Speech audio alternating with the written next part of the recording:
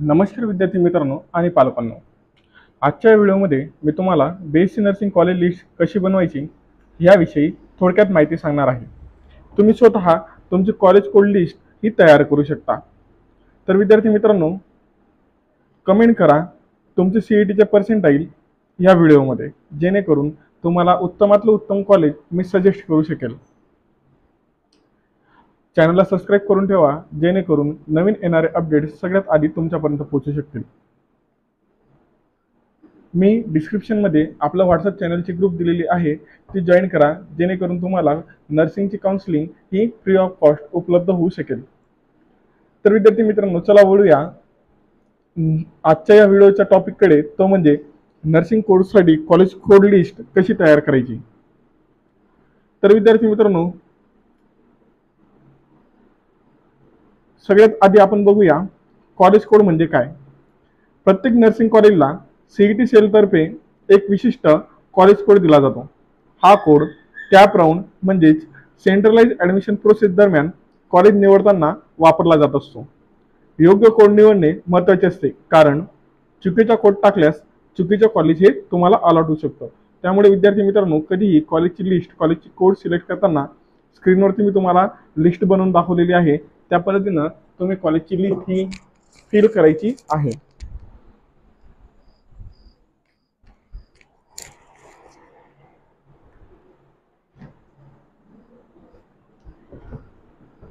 पुढे आपण बघूया कॉलेज कोड कुठून मिळेल।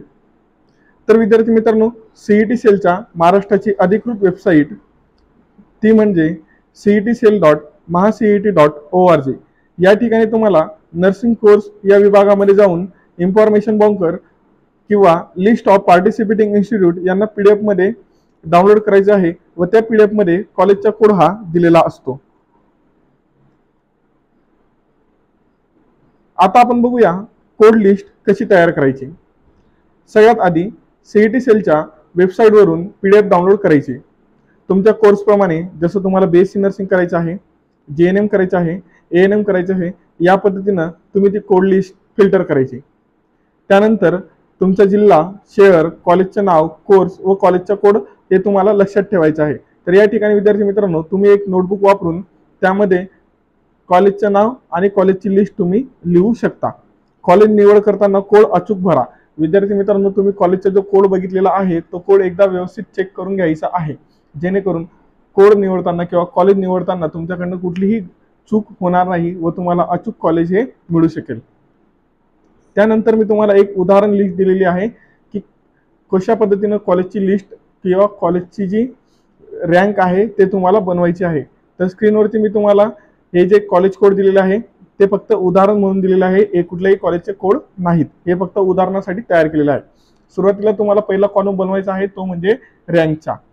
पहिल्यामध्ये तुम्ही रँक बनवायचं, दुसऱ्या कॉलममध्ये कॉलेजचं नाव, तिसऱ्या कॉलममध्ये तुम्ही कुठल्या कोर्सला ॲडमिशन घेऊ इच्छिता ते, चौथ्या कॉलममध्ये तुम्हाला कुठल्या जिल्ह्यामध्ये ॲडमिशन हवं आहे ते, आणि त्याच्यानंतर त्या कॉलेजचा कोड।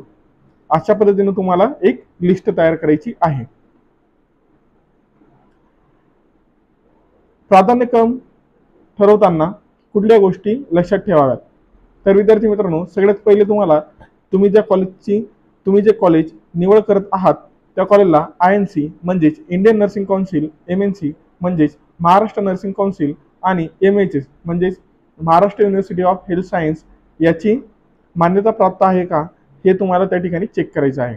कसं चेक करायचं आहे याच्याबद्दल मी डिटेल व्हिडिओ आपल्या यूट्यूबच्या चॅनलला ऑलरेडी अपलोड केलेला आहे। त्यानंतर दुसरी गोष्ट तुम्हाला बघायची आहे ती म्हणजे हॉस्पिटल अटॅचमेंट, तुमच्या इंटर्नशिप सुविधा या त्या कॉलेजला उपलब्ध आहेत किंवा नाही, हे तुम्हाला चेक करायचं आहे। त्यानंतर त्या कॉलेजला प्लेसमेंट किंवा पुढील शिक्षणाची संधी उपलब्ध आहे का। जसं तुम्ही BSc नर्सिंग करत आहात किंवा BSc नर्सिंगमध्ये त्या कॉलेजला BSc झाल्यानंतर MSc नर्सिंगची सुविधा आहे का, हे तुम्हाला त्या ठिकाणी बघायचं आहे। जर तुम्ही JNM करत असणार तर JNM नंतर पोस्ट बेसिक BSc नर्सिंग या कोर्सची सुविधा किंवा हा कोर्स त्या कॉलेजला आहे किंवा नाही, हे तुम्हाला चेक करायचं आहे। त्यानंतर पुढे तुम्हाला कॉलेजचं फी स्ट्रक्चर म्हणजे त्या कॉलेजची फी कशी आहे, त्या कॉलेजला किती फी लागते, हे तुम्हाला मागील वर्षाचे जे विद्यार्थी त्या कॉलेजला प्रवेशित आहे त्या विद्यार्थ्यांकडून चौकशी करून किंवा त्या कॉलेजला संपर्क साधून प्रत्यक्ष तुम्हाला चौकशी करून त्या कॉलेजची फी ही विचारायची आहे। त्यानंतर त्या कॉलेजचं लोकेशन, त्या ठिकाणी तुम्हाला राहण्याची सोय आहे का, किंवा प्रवासासाठी ते कॉलेज जवळ आहे का, किंवा प्रवासाच्या सोयी सुविधा सोप्या पद्धतीनं उपलब्ध आहेत किंवा नाही हे पाहूनच त्या कॉलेजचा प्राधान्यक्रम ठरवायचा। महत्त्वाच्या सूचना सगळ्या विद्यार्थ्यांसाठी महत्त्वाच्या सूचना सांगत आहेत त्या म्हणजे कॉलेज कोड भरल्यास कॉलेज कोड चुकीचं भरल्यास जे सीट अलॉटमेंट आहे ते चुकीचं होऊ शकतं, म्हणून कोड चुकीचा कधीही भरायचा नाही। माहिती नेहमी सीईटी सेलच्या अधिकृत वेबसाईटवरती घ्यायची, जेणेकरून तुम्हाला कॉलेजचा जो कोड आहे तो अचूक मिळू शकेल। काही वेळा कॉलेज कोड अपडेट होत असतात, त्यामुळे शेवटची लिस्ट चेक करायची, जेणेकरून तुमच्यानं चुकीच्या कॉलेजचा कोड हा भरला जाऊ नये। कॅप राऊंड दरम्यान लिस्ट अपडेट करत राहायचे।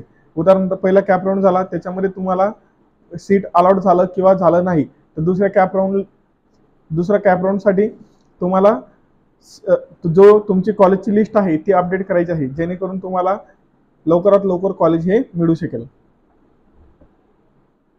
तर विद्यार्थी मित्रांनो, अशा पद्धतीनं मी तुम्हाला कॉलेज कोड लिस्ट कशी बनवायची याबद्दल माहिती सांगितली। तुम्हाला जर व्हिडिओ आवडला असेल तर व्हिडिओला लाईक, चॅनलला सबस्क्राईब करायला विसरू नका, जेणेकरून नवीन अपडेट्स तुमच्यापर्यंत पोहोचू शकेल आणि मी असेच अपडेट्स तुमच्यापर्यंत पोहोचवू शकेल।